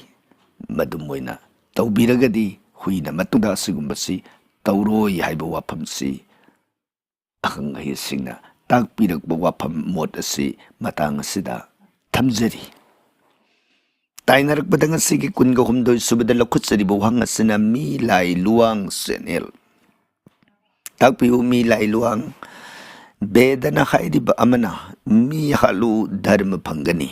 ꯑꯃꯅ ꯖꯤꯕ ꯍꯤꯡꯁꯥ ꯇꯧꯒꯅꯨ ꯍꯥꯏꯕꯗꯨ ꯑꯆꯨꯝꯕꯅꯤ ꯑꯅꯤꯁꯤꯒꯤ ꯈꯦꯟꯅꯕ ꯑꯅꯤꯁꯤꯗꯒꯤ ꯐꯪꯒꯗꯕ ꯑꯐꯕ ꯃꯍꯩꯗꯣ ꯑꯩꯍꯥꯛ ꯈꯪꯖꯩ ꯈꯪꯂꯕꯁꯨ ꯋꯥꯔꯤ ꯂꯤꯔꯤꯕ ꯃꯤꯁꯛꯇꯨꯗ ꯋꯥꯔꯤ ꯇꯥꯔꯤꯕ ꯃꯤꯗꯨꯅ ꯈꯖꯤꯛ ꯍꯦꯟꯅ ꯈꯪꯂꯛꯄ ꯃꯇꯥꯡ ꯑꯃ ꯌꯥꯎꯔꯕꯁꯨ ꯇꯥꯛꯁꯤꯟꯕ ꯍꯥꯏꯕꯁꯦ ꯅꯤꯇꯤ ꯅꯠꯇꯦ ꯙꯔꯃ ꯅꯠꯇꯦ ꯍꯪꯒꯠꯆꯕ ꯍꯥꯏꯕꯗꯨꯗꯤ ꯙꯔꯃ ꯑꯣꯏ ꯍꯥꯏꯕꯁꯨ ꯈꯪꯖꯩ ꯑꯩꯍꯥꯛꯅ ꯋꯥꯔꯤ ꯇꯥꯖꯔꯤꯕꯁꯤꯗꯤ ꯃꯥꯏꯀꯩ ꯇꯔꯥꯒꯤ ꯒ꯭ꯌꯥꯟ ꯂꯩꯒꯦ ꯍꯥꯏꯅ ꯇꯥꯖꯕꯅꯤ ꯃꯁꯤꯅ ꯃꯄꯨꯡ ꯐꯥꯔꯛꯄꯗ ꯑꯩꯍꯥꯛꯁꯨ ꯈꯪꯖꯗ꯭ꯔꯤꯕꯁꯤꯡꯗ ꯒ꯭ꯌꯥꯟꯁꯦ ꯌꯦꯟꯊꯣꯛꯀꯦ ꯈꯟꯖꯔꯤ ꯏꯁꯣꯔꯒꯤ ꯋꯥꯔꯤ ꯇꯥꯍꯜꯂꯒ ꯃꯤꯑꯣꯏꯕꯒꯤ ꯄꯨꯟꯁꯤꯁꯦ ꯑꯩꯍꯥꯛꯁꯨ ꯈꯪꯖꯗ꯭ꯔꯤꯕꯁꯤꯡꯗ ꯒ꯭ꯌꯥꯟꯁꯦ ꯌꯦꯟꯊꯣꯛꯀꯦ ꯈꯟꯖꯔꯤ ꯏꯁꯣꯔꯒꯤ ꯋꯥꯔꯤ ꯇꯥꯍꯜꯂꯒ ꯃꯤꯑꯣꯏꯕꯒꯤ ꯄꯨꯟꯁꯤꯁꯦ ꯑꯁꯦꯡꯕ ꯑꯆꯨꯝꯕ ꯂꯝꯕꯤꯕꯨ ꯎꯍꯟꯒꯦ ꯍꯥꯏꯕꯁꯦ ꯑꯩꯒꯤ ꯑꯉꯥꯡ ꯑꯣꯏꯔꯤꯉꯩꯒꯤ ꯄꯥꯟꯗꯝꯅꯤ ꯍꯧꯖꯤꯛ ꯁꯥꯇ꯭ꯔꯒꯤ ꯃꯇꯝꯃꯛꯅꯤ ꯏꯁꯥꯁꯦ ꯈꯟꯖꯔꯤ ꯍꯪꯖꯅꯤꯡꯕꯗꯤ ꯌꯥꯝꯃꯤ ꯑꯗꯨꯕꯨ ꯄꯥꯕꯨꯡꯗ ꯆꯃꯝꯅꯈꯤꯗ꯭ꯔꯥ ꯈꯟꯖꯕ ꯌꯥꯎꯏ ꯃꯔꯝꯗꯤ ꯃꯤꯌꯥꯝꯒꯤ ꯄꯦꯟꯅꯅꯕ ꯍꯣꯠꯅꯕꯗ ꯄꯥꯕꯨꯡꯁꯨ ꯋꯥꯔꯝꯒꯅꯤꯀꯣ ꯋꯥꯈꯤꯒꯅꯤꯀꯣ ꯍꯥꯏꯗꯅ ꯈꯟꯖꯕ ꯌꯥꯎꯏ ꯑꯗꯨꯅ ꯄꯥꯕꯨꯡꯒꯤ ꯋꯥꯔꯤꯈꯛ ꯇꯥꯔꯒ ꯍꯪꯖꯕꯅꯤ ꯊꯥꯒꯠꯆꯔꯤ ꯄꯥꯕꯨꯡꯕꯨ ꯊꯥꯒꯠꯆꯔꯤ ꯃꯤ ꯂꯥꯏ ꯂꯨꯋꯥꯡ ꯇꯥꯏꯅꯔꯛꯄꯗ ꯉꯁꯤꯒꯤ 24 ꯁꯨꯕꯗ ꯄꯨꯈꯠꯄꯤꯔꯛꯏꯕꯁꯤꯅ PhD ꯂꯥꯏꯁ꯭ꯔꯝ ꯀ꯭ꯋꯥꯀꯩꯊꯦꯜ ꯍꯔꯦ ꯀ꯭ꯔꯤꯁꯅ ꯅꯅꯥꯏꯅ ꯍꯪꯖꯈꯤꯕ ꯋꯥꯍꯪꯒꯤ ꯄꯥꯎꯈꯨꯝꯕꯨ ꯃꯔꯤꯛ ꯆꯨꯝꯅ ꯂꯧꯁꯤꯡ ꯒ꯭ꯌꯥꯟ ꯇꯥꯍꯟꯕꯤꯕꯒꯤꯗꯃꯛ ꯍꯟꯅ ꯍꯟꯅ ꯊꯥꯒꯠꯆꯔꯤ ꯑꯃꯗꯤ ꯇꯧꯕꯤꯃꯜ ꯈꯪꯕ ꯎꯠꯆꯔꯤ ꯅꯨꯡꯉꯥꯏꯖꯩ PhD ꯂꯥꯏꯁ꯭ꯔꯝ ꯑꯩꯈꯣꯏꯅ ꯊꯝꯖꯈꯤꯕ ꯋꯥꯐꯝꯕꯨ ꯇꯥꯕꯤꯔꯕ ꯃꯇꯨꯡꯗ ꯑꯩꯈꯣꯏꯕꯨ ꯑꯃꯨꯛꯀꯁꯨ ꯍꯟꯅ ꯊꯥꯒꯠꯄꯤꯔꯛꯄ ꯃꯁꯤꯒꯤꯗꯃꯛ ꯑꯩꯈꯣꯏꯒꯤ ꯃꯥꯏꯀꯩꯗꯒꯤꯁꯨ ꯑꯄꯦꯟꯕ ꯅꯨꯡꯉꯥꯏꯕ ꯐꯣꯡꯗꯣꯛꯆꯔꯤ ꯇꯥꯛꯄꯤꯌꯨ ꯃꯈꯥ ꯑꯩꯒ꯭ꯌꯥꯅ ꯇꯥꯛꯄꯤꯔꯛꯄꯗ ꯁꯅꯤꯒꯤ ꯗꯁꯥꯒꯤ ꯃꯇꯥꯡꯗ ꯅꯩꯅꯕ ꯌꯥꯕ ꯑꯇꯩꯒꯤ ꯃꯇꯥꯡꯗ ꯄꯟꯕꯤꯔꯛꯄ ꯑꯁꯇꯛꯕꯔꯒꯒꯤ ꯃꯇꯦꯡꯅ ꯄꯨꯊꯣꯛꯄꯒꯤ ꯃꯇꯥꯡ ꯅꯩꯅꯕꯒꯤ ꯃꯔꯝꯗ ꯑꯃꯨꯛꯀ ꯅꯩꯅꯕꯤꯔꯛꯅꯕ ꯃꯈꯥ ꯇꯥꯅ ꯈꯪꯖꯅꯤꯡꯕꯗꯒꯤ ꯑꯃꯨꯛ ꯍꯟꯅ ꯋꯥꯍꯪ ꯑꯁꯤ ꯍꯪꯖꯔꯤ ꯂꯥꯜꯂꯀꯥꯗ ꯉꯥꯛꯄꯤꯌꯨ ꯌꯣꯜꯂꯀꯥꯗ ꯀꯟꯕꯤꯌꯨ PhD ꯂꯥꯏꯁ꯭ꯔꯝ ꯌꯥꯝꯅ ꯐꯖꯕ ꯃꯑꯣꯡꯗ ꯋꯥꯍꯩ ꯋꯥꯇꯥꯒ ꯂꯣꯏꯅꯅ ꯊꯥꯒꯠꯄꯤꯔꯛꯄ ꯊꯝꯕꯤꯔꯛꯂꯤꯕ ꯋꯥꯐꯝ ꯑꯁꯤ ꯑꯁꯇꯛ ꯕꯔꯒꯒꯤ ꯃꯇꯥꯡꯗ ꯑꯀꯨꯞꯄ ꯇꯥꯛꯄꯤꯌꯨ ꯍꯥꯏꯕꯅꯤ ꯑꯁꯇꯛ ꯕꯔꯒꯒꯤ ꯋꯥꯐꯝ ꯑꯁꯤ ꯌꯥꯝꯅ ꯀꯨꯞꯅ ꯍꯥꯏꯕꯗꯤ ꯌꯥꯔꯣꯏ ꯍꯥꯏꯅ ꯁꯨꯝ ꯑꯣꯏꯅ ꯊꯝꯖꯒꯦ ꯍꯥꯏꯕꯗꯤ ꯃꯥꯒꯤ ꯇꯦꯕꯨꯂꯦꯠ ꯇꯦꯕꯨꯂꯦꯁꯟ ꯍꯥꯏꯕ ꯇꯥꯔꯦ ꯃꯥꯒꯤ ꯆꯥꯔꯠ ꯑꯃꯗ ꯅꯩꯅꯒꯗꯕ ꯐꯣꯔꯃꯨꯂꯥ ꯑꯃꯅꯤ ꯑꯗꯨꯕꯨ ꯁꯝꯅ ꯍꯥꯏꯔꯕꯗ ꯑꯁꯇꯕꯔꯒ ꯔꯥꯁꯤ 12ꯗ ꯕꯤꯟꯗꯨ 368ꯅ ꯌꯦꯟꯊꯣꯛꯄꯅꯤ ꯃꯥꯒꯤ ꯀꯥꯀꯥꯁꯤꯡꯗ ꯃꯁꯤꯗ ꯆꯥꯎꯔꯥꯛꯅ ꯔꯥꯁꯤ ꯑꯃꯗ ꯕꯤꯟꯗꯨ 19ꯒꯤ ꯆꯥꯡ ꯑꯣꯏꯒꯗꯧꯕꯅꯤ ꯃꯁꯤꯗ ꯂꯒꯅꯒ ꯂꯣꯏꯅꯅ ꯒꯔ 8ꯅ ꯆꯠꯄ ꯈꯣꯡꯆꯠ ꯑꯗꯨꯅ 9ꯁꯤ ꯂꯒꯅꯅꯦ ꯒꯔ 8ꯅꯦ ꯄꯨꯟꯅ 9 ꯑꯁꯤꯅ ꯆꯠꯄ ꯃꯥꯒꯤ ꯈꯣꯡꯆꯠ ꯑꯗꯨꯗ ꯄꯥꯕ ꯍꯤꯁꯥꯕ ꯑꯃꯅꯤ ꯃꯥꯒꯤ ꯈꯣꯡꯆꯠꯁꯤꯗ 19 ꯃꯊꯛꯇ ꯕꯤꯟꯗꯨꯁꯤ ꯐꯪꯉꯤꯕ ꯃꯈꯩ ꯃꯗꯨꯒꯤ ꯒꯔꯗꯨꯒꯤ ꯈꯣꯡꯐꯝꯗꯨ ꯑꯐꯕ ꯈꯣꯡꯐꯝ ꯑꯣꯏ ꯑꯃꯗꯤ ꯑꯐꯕ ꯐꯣꯜ ꯄꯤꯔꯛꯏ ꯑꯗꯨꯒ ꯃꯗꯨꯗꯒꯤ ꯍꯟꯊꯈ꯭ꯔꯕ 19ꯁꯤ ꯌꯧꯕ ꯉꯝꯃꯛꯇ꯭ꯔꯕ ꯍꯟꯊꯈꯤꯕꯁꯤꯡꯗꯨꯅ ꯐꯠꯇꯕ ꯐꯣꯜ ꯄꯤꯔꯛꯏ ꯃꯁꯤ ꯒꯔꯁꯤꯡ ꯑꯗꯨꯒꯤ ꯇꯣꯉꯥꯟ ꯇꯣꯉꯥꯟꯕ ꯍꯥꯏꯕꯗꯤ ꯔꯕꯤ ꯒꯔꯗꯒꯤ ꯍꯧꯔꯒ ꯁꯅꯤ ꯒꯔ ꯐꯥꯎꯕꯁꯦ ꯁꯤꯒꯤ ꯒꯔ 8 ꯑꯁꯤꯅ ꯃꯥꯒꯤ ꯔꯣꯇꯦꯁꯟ ꯅꯥꯏꯅ ꯒꯣꯆꯔ ꯍꯤꯁꯥꯞꯇ ꯍꯥꯏꯕ ꯇꯥꯔꯦ ꯑꯗꯨꯃꯥꯏꯅ ꯆꯠꯄ ꯅꯤꯌꯣꯝ ꯐꯣꯔꯃꯨꯂꯥ ꯑꯃꯅꯤ ꯍꯥꯏꯗꯅ ꯊꯝꯖꯔꯤ ꯑꯗꯨꯒ ꯇꯥꯏꯅꯔꯛꯄꯗ ꯃꯈꯥ ꯇꯥꯅ ꯇꯝꯕꯤꯔꯛꯂꯤꯕꯁꯤꯅ ꯕ꯭ꯔꯖ ꯁꯤꯡꯖꯪꯒꯤ ꯃꯇꯥꯡꯗꯁꯨ ꯁꯤꯖꯤꯟꯅꯐꯝ ꯑꯃꯗꯤ ꯀꯥꯟꯅꯕꯁꯤꯡꯒꯤ ꯃꯇꯥꯡꯗꯁꯨ ꯇꯥꯛꯄꯤꯔꯛꯎ PhD ꯂꯥꯏꯁ꯭ꯔꯝ ꯌꯥꯝ ꯅꯨꯡꯉꯥꯏ ꯊꯝꯕꯤꯔꯛꯂꯤꯕꯁꯤꯗ ꯇꯥꯟꯅꯕꯅꯤ ꯇꯥꯛꯆꯕ ꯅꯠꯆꯗꯦ ꯏꯕꯤꯔꯛꯂꯤꯕ ꯃꯌꯦꯛ ꯑꯁꯤꯗ ꯀꯔꯤꯒꯨꯝꯕ ꯑꯃ ꯍꯥꯏꯕ ꯇꯥꯔꯦ ꯕ꯭ꯔꯖ ꯍꯥꯏꯅ ꯏꯕꯤꯔꯛꯏꯕꯁꯤ ꯕꯥꯗ ꯔꯐ꯭ꯔꯥ ꯇꯞꯄꯒ ꯖꯥ ꯏꯔꯛꯄꯁꯤꯗ ꯉꯛꯇꯛ ꯇꯧꯖꯔꯨꯕꯅꯤ ꯑꯗꯨꯕꯨ ꯁꯤꯡꯖꯪ ꯍꯥꯏꯕ ꯋꯥꯍꯩ ꯑꯃ ꯄꯜꯂꯛꯄꯁꯤꯗ ꯚꯥꯞ ꯇꯥꯖꯔꯦ ꯏꯔꯤꯕ ꯃꯌꯦꯛ ꯑꯁꯤꯗꯤ ꯕ꯭ꯔꯖ ꯕ꯭ꯔꯤꯟꯗꯥꯕꯣꯟ ꯁ꯭ꯔꯤ ꯀ꯭ꯔꯤꯁꯅꯒꯤ ꯑꯗꯨꯒꯨꯝꯕ ꯄꯨꯏꯅ ꯙꯥꯝ ꯑꯗꯨꯒꯤ ꯑꯥꯔꯊ ꯊꯣꯛꯏ ꯁꯤꯡꯖꯪꯒꯤ ꯚꯥꯞ ꯑꯣꯏꯔꯒꯅ ꯕꯥꯗ ꯔꯐ꯭ꯔꯥ ꯇꯞꯇ꯭ꯔꯕ ꯕꯔꯒ ꯖꯥꯁꯤꯗ ꯔꯐ꯭ꯔꯥ ꯇꯞꯄ ꯕജ്ꯔ ꯍꯥꯏꯒꯗꯧꯕ ꯑꯗꯨꯒꯤ ꯚꯥꯞ ꯑꯃ ꯂꯩꯀꯣ ꯑꯗꯨꯅ ꯋꯥꯔꯧꯕꯤꯕ ꯌꯥꯗꯦ ꯃꯌꯦꯛꯇꯨꯗ ꯂꯩꯔꯝꯕꯗꯣ ꯆꯨꯝꯅ ꯃꯐꯝꯁꯤꯗ ꯊꯝꯖꯕ ꯈꯛꯇꯅꯤ ꯑꯗꯨꯅ ꯍꯥꯏꯔꯤꯕ ꯕज्ꯔ ꯁꯤꯡꯖꯪꯒꯤ ꯃꯇꯥꯡꯗꯁꯨ ꯁꯤꯖꯤꯟꯅꯐꯝ ꯑꯃꯗꯤ ꯀꯥꯟꯅꯕꯁꯤꯡꯒꯤ ꯃꯇꯥꯡꯗꯁꯨ ꯇꯥꯛꯄꯤꯔꯛꯎ ꯍꯥꯏꯗꯅ ꯊꯝꯕꯤꯔꯤꯕꯁꯤ ꯍꯣꯏ ꯕज्ꯔꯒꯤ ꯀꯥꯟꯅꯕ ꯍꯥꯏꯕꯁꯤ ꯃꯥꯒꯤꯁꯨ ꯇꯣꯉꯥꯟ ꯇꯣꯉꯥꯟꯕ ꯅꯤꯌꯣꯝ ꯃꯥꯏꯕꯁꯤꯡ ꯑꯣꯖꯥꯁꯤꯡꯅ ꯑꯅꯥ ꯂꯥꯏꯌꯦꯡꯒꯤ ꯂꯝꯗꯁꯨ ꯃꯥꯒꯤ ꯁꯤꯖꯤꯟꯅꯕ ꯃꯌꯥꯝ ꯑꯃ ꯑꯗꯨꯝ ꯍꯥꯏ ꯂꯩ ꯍꯥꯏꯗꯅ ꯑꯗꯨꯕꯨ ꯖ꯭ꯌꯣꯇꯤꯁꯀꯤ ꯂꯝꯗ ꯍꯥꯏꯕꯗꯤ ꯑꯩꯈꯣꯏꯒꯤ ꯄꯥꯟꯖꯤ ꯒꯅꯤꯁꯥꯁꯇ꯭ꯔꯒꯤ ꯂꯝꯁꯤꯗ ꯍꯥꯏꯕ ꯇꯥꯔꯒꯗꯤ ꯃꯥꯒꯤ ꯀꯥꯟꯅꯕ ꯍꯥꯏꯕꯕꯨ ꯀꯦꯟꯗ꯭ꯔꯗ ꯀꯦꯟꯗ꯭ꯔ ꯍꯥꯏꯕꯗꯤ ꯂꯒꯅꯗ ꯂꯒꯅꯗꯒꯤ 3 ꯁꯨꯕ ꯂꯒꯅꯗꯒꯤ 8 ꯁꯨꯕ ꯂꯒꯅꯗꯒꯤ 10 ꯁꯨꯕ ꯌꯨꯝꯁꯤꯡꯗ ꯐꯠꯇꯕ ꯐꯣꯜ ꯂꯩꯔꯕ ꯒ꯭ꯔꯍꯁꯤꯡꯒꯤ ꯑꯗꯨꯝꯕ ꯃꯤꯁꯤꯡ ꯑꯗꯨꯅ ꯍꯥꯏꯔꯤꯕ ꯕज्ꯔꯁꯤ ꯃꯁꯥꯗ ꯂꯣꯏꯅꯖꯔꯕ ꯑꯗꯨ ꯑꯣꯏꯔꯒꯗꯤ ꯍꯥꯏꯔꯤꯕ ꯒ꯭ꯔꯍꯁꯤꯡ ꯑꯗꯨꯗꯒꯤ ꯊꯣꯛꯂꯛꯄ ꯑꯩꯈꯣꯏꯗ ꯊꯣꯛꯍꯜꯂꯛꯄ ꯏꯐꯦꯛꯁꯤꯡ ꯑꯗꯨꯗꯒꯤ ꯉꯥꯛꯊꯣꯛꯄ ꯉꯝꯕꯒꯤ ꯃꯒꯨꯟ ꯂꯩ ꯍꯥꯏꯗꯅ ꯃꯁꯤ ꯖ꯭ꯌꯣꯇꯤꯁ ꯁꯥꯁꯇ꯭ꯔꯅꯁꯨ ꯊꯝꯕꯤꯔꯝꯃꯤ ꯁꯨꯝꯃꯣꯏꯗꯅ ꯃꯐꯝꯁꯤꯗ PhD ꯂꯥꯏꯁ꯭ꯔꯝꯒꯤ ꯄꯥꯎꯈꯨꯝꯁꯤ ꯊꯝꯖꯔꯤ ꯑꯗꯨꯒ ꯃꯈꯥ ꯇꯥꯅ ꯊꯝꯕꯤꯔꯛꯂꯤꯕꯁꯤꯅ ꯑꯩꯒꯤ ꯄꯥꯛ ꯆꯥꯎꯈ꯭ꯔꯕ ꯁꯃꯨꯗ꯭ꯔꯒꯨꯝꯂꯕ ꯂꯧꯁꯤꯡ ꯒ꯭ꯌꯥꯟꯒꯤ ꯏꯄꯥꯛꯁꯤꯗ ꯃꯄꯨꯡ ꯐꯥꯖꯗ꯭ꯔꯤꯕ ꯅꯅꯥꯏ ꯑꯩꯈꯣꯏꯕꯨꯁꯨ ꯂꯧꯁꯤꯡ ꯏꯔꯤꯛ ꯈꯔ ꯈꯔ ꯈꯤꯛꯄꯤꯌꯨ ꯑꯩꯒ꯭ꯌꯥꯅ ꯑꯩꯈꯣꯏꯒꯤ ꯄꯨꯝꯅꯃꯛꯀꯤ ꯋꯥꯛꯆꯤꯡꯒꯤ ꯅꯣꯡꯂꯤꯛ ꯑꯣꯏꯕꯤꯌꯨ ꯍꯟꯅ ꯍꯟꯅ ꯀꯣꯇꯤ ꯄ꯭ꯔꯅꯥꯝ ꯇꯧꯖꯔꯤ ꯍꯔꯦ ꯀ꯭ꯔꯤꯁꯅ ꯍꯔꯦ ꯀ꯭ꯔꯤꯁꯅ PhD ꯂꯥꯏꯁ꯭ꯔꯝ ꯌꯥꯝꯅ ꯋꯥꯡꯅ ꯊꯥꯒꯠꯄꯤ ꯌꯥꯝꯅ ꯂꯩꯁꯤ ꯂꯩꯊꯣꯟꯕ ꯋꯥꯍꯩ ꯃꯌꯥꯝ ꯑꯃ ꯁꯤꯖꯤꯟꯅꯗꯅ ꯑꯗꯨꯕꯨ ꯊꯥꯒꯠꯆꯔꯤ ꯃꯇꯨꯡꯗꯤ ꯑꯁꯤꯒꯨꯝꯕ ꯌꯥꯝꯅ ꯋꯥꯡꯅ ꯂꯩꯁꯤ ꯂꯩꯊꯣꯟꯕ ꯋꯥꯍꯩꯁꯤꯡ ꯏꯕꯤꯔꯛꯀꯅꯨ ꯏꯀꯥꯏꯖꯩ ꯍꯥꯏꯖꯕ ꯇꯥꯏ ꯑꯩꯈꯣꯏꯗꯤ ꯀꯩꯁꯨ ꯂꯩꯇ꯭ꯔꯤꯕ ꯌꯥꯝꯅ ꯇꯣꯟꯕ ꯄꯥꯡꯗ꯭ꯔꯤꯕ ꯑꯗꯨꯒꯨꯝꯕ ꯑꯩꯈꯣꯏꯗ ꯌꯥꯝꯅ ꯋꯥꯡꯅ ꯊꯥꯒꯠꯄꯤꯔꯛꯄꯒꯤ ꯃꯍꯨꯠꯇ ꯆꯝꯅ ꯂꯣꯏꯅꯁꯤ, ꯆꯝꯅ ꯇꯤꯟꯅꯁꯤ, ꯑꯅꯤꯡꯕ ꯄꯥꯝꯕꯗꯣ ꯑꯈꯪꯕ ꯃꯈꯩ ꯑꯩꯈꯣꯏ ꯁꯤꯌꯥꯔ ꯇꯧꯖꯒꯦ, ꯈꯪꯗ꯭ꯔꯒꯗꯤ ꯈꯪꯗ꯭ꯔꯦ ꯑꯗꯨꯝ ꯊꯝꯖꯒꯦ꯫ ꯊꯥꯒꯠꯆꯔꯤ꯫ PhD ꯂꯥꯏꯁ꯭ꯔꯝ꯫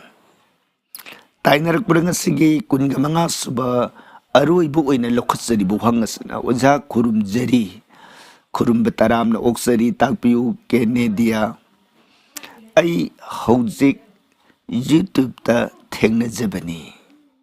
ꯑꯗꯣ ꯑꯣꯖꯥꯗꯒꯤ ꯈꯪꯅꯤꯡꯕ ꯑꯃꯠꯇ ꯍꯪꯖꯒꯦ, ꯇꯥꯛꯄꯤꯌꯨ ꯀꯦꯅꯦꯗꯤꯌꯥ꯫ ꯀꯔꯤ ꯀꯔꯝꯕ ꯋꯥꯐꯝ? ꯀꯩꯅ꯭ꯌꯥ ꯔꯥꯁꯤꯁꯦ ꯑꯩꯉꯣꯟꯗ ꯆꯥꯟꯅꯗꯦ, ꯑꯗꯣ ꯑꯩꯒ ꯈꯪꯅꯔꯤꯕ ꯅꯨꯄꯤꯗꯨ ꯃꯍꯥꯛꯇꯣ ꯏꯪꯂꯤꯁꯀꯤ ꯔꯥꯁꯤ ꯐꯣꯜꯗ ꯚꯔꯒꯣ ꯑꯣꯏ, ꯍꯥꯏꯕꯗꯤ ꯀꯩꯅ꯭ꯌꯥ ꯔꯥꯁꯤ, ꯑꯗꯨꯒ ꯃꯩꯇꯩꯒꯤꯗꯅ ꯁꯤꯡꯍ ꯑꯣꯏ꯫ ꯃꯁꯤ ꯀꯔꯤꯃꯠꯇ ꯀꯥꯏꯗꯕ꯭ꯔꯥ? ꯑꯃꯨꯛꯇ ꯇꯥꯛꯄꯤꯌꯨ꯫ ꯀꯦꯅꯦꯗꯤꯌꯥꯒꯤ ꯋꯥꯐꯝ ꯑꯁꯤ ꯑꯩꯈꯣꯏ ꯚꯥꯞ ꯂꯥꯝꯕ ꯐꯪꯗꯦ ꯍꯥꯏꯕ ꯇꯥꯏ꯫ ꯄꯣꯁꯁꯦ ꯑꯃꯨꯛꯀ ꯍꯟꯅ ꯏꯕꯤꯔꯛꯎ ꯍꯥꯏꯅ ꯊꯝꯖꯒꯦ, ꯍꯥꯏꯕꯗꯤ ꯍꯪꯕꯤꯔꯛꯂꯤꯕ ꯋꯥꯐꯝꯁꯤꯗ ꯀꯩꯅ꯭ꯌꯥ ꯔꯥꯁꯤ ꯄꯛꯅꯗꯦ ꯍꯥꯏꯕ ꯑꯃ ꯐꯣꯡꯗꯣꯛꯄꯤꯔꯦ꯫ ꯀꯩꯅ꯭ꯌꯥ ꯔꯥꯁꯤꯁꯤ ꯏꯪꯂꯤꯁꯇ ꯚꯔꯒꯣ ꯍꯥꯏ ꯍꯥꯏꯕꯗꯨꯃꯁꯨ